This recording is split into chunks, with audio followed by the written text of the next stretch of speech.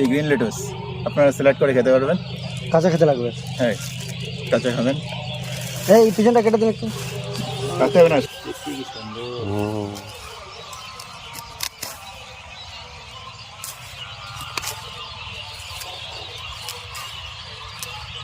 কাঁচি দিয়ে কাটেন ভালো লাগবে।